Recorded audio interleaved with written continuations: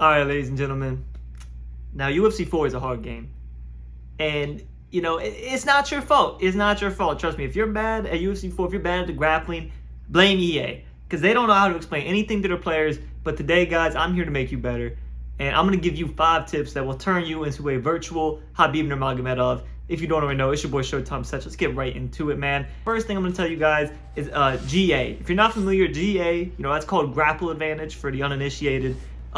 It's what dictates the speed of transitions. So if you have high GA, you're going to have quick transitions, and if you have low GA, you're going to have very slow transitions. Your opponent's going to be fast, vice versa. Now, there are 3 ways in this game to build GA.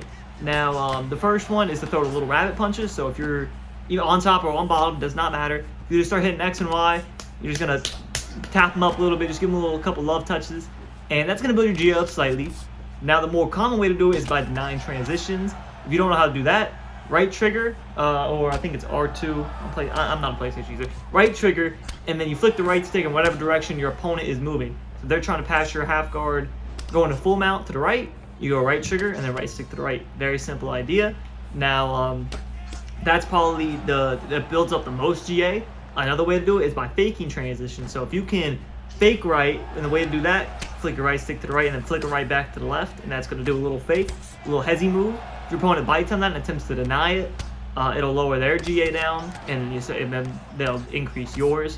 So it's like a pendulum. So if you can get the fake, it's going to build your GA, and that's going to make it easy to move. So if you are having trouble on the ground, the first thing I will recommend is trying to build GA. However you decide to do it, whether it's by denying, which you're going to need to do if your opponent moves a lot. It could be by faking if it's more high-level game, and it also could be by rabbit punches if none of those things are working. You guys are just standing there. So build your GA, and you'll have a much better chance of holding the position and advancing into a more dominant one. Now, number 2. This is a common mistake I see a lot of beginners and intermediate players, and sometimes even the most advanced players, the ESFL guys, I see them making this idea. They'll overcommit on the posture up striking. Now, when you're posturing up and you're trying to get a finish, I understand you want to dump all of it out, you want to get the finish. And I'm not saying not to go for it. If it's very close to a finish, you're about to knock the guy out, okay, I'll give you my blessing. You can do it. But in general, if you're just posturing up from half guard to start the fight trying to do damage, once you hit half stam, I would recommend posturing back down. Now to do that, it's just right RB and then right stick down. That's gonna allow you to posture back down. Now the reason I say that, if you decide to go all out and you're gonna do a lot of damage and you're gonna get him hurt, let's say you even get a stun out of it. If you're all the way out of stamina, your opponent 100% chance has the opportunity to reverse you immediately. Has the chance to even submit you if they don't reverse you, or they could just get up. And now, yes, if you get the stun, it'll be worth it, but potentially, if you're a superior grappler, you might not be able to get them back down to the ground. And if you're fighting this world now you're standing up, now it's an issue. So for that reason, I'd say go half stam, do the damage.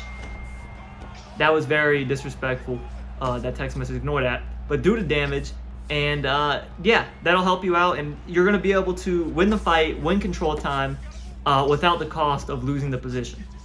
Now, the third thing I see a lot of people do, they'll just throw up random submissions. Now, if you are a Division 20 player, I'm not going to say it applies to you, because if you're at that level of grappling and so there's different levels of a submission, right? Once you hit the second level, if you cancel, different things will happen. So if you know all that, this doesn't apply to you. But what I'll see a lot of people do is they'll just throw up an armbar and they'll get slammed, and now they're in side control. Now, what did that armbar accomplish you? Next to nothing. You might have gotten a little knowledge of how they defend, but you had almost no chance of getting in the first place. If it's the start of the fight and they have max stam, you're not going to be able to finish an armbar. I'm going to tell you that right now. There are very few submissions in this game that you can finish, even if you're a superior submission artist. It has to be a rear naked choke, a go-go plata, and there's a couple other submissions, but if it's not one of those really high-level submissions, it's probably not going to work for you if they have full stam.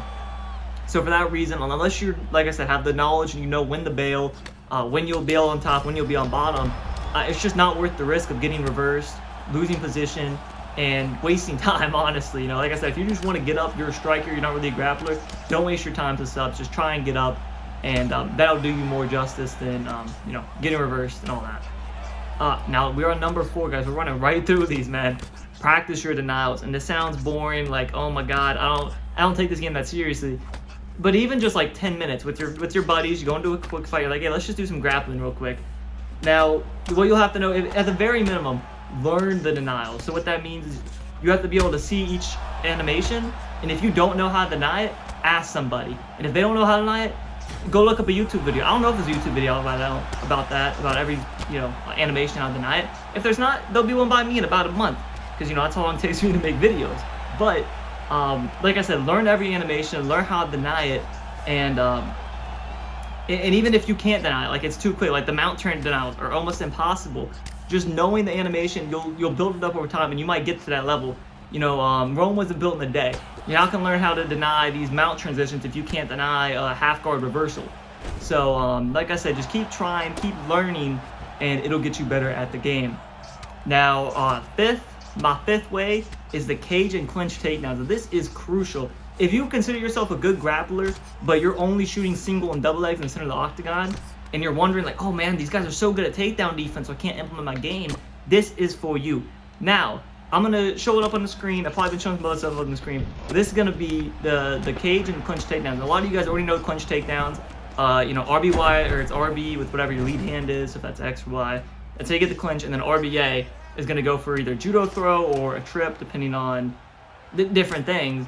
But you know, just mixing that in is gonna help a lot. Even if you're a terrible grappler, going for that trip is gonna lower their stamina, which is gonna benefit you in the striking department. So there are many reasons to do this, and the clinch turning takedowns are the biggest one. So if your opponent is against the wall, you can do a thing where you shoot a takedown and flick your right stick up or down. It doesn't matter. Either way, it's gonna be two different ones, and it's called a turning clinch takedown. And even guys that are experts at the game are gonna have a hard time denying it. Now, you have to have a fighter that has that takedown. So like Brian Ortega, for example, I don't think he can do it. But most high, you know, if you have 3-star, 4-star, 5-star takedowns, you're gonna be able to do it.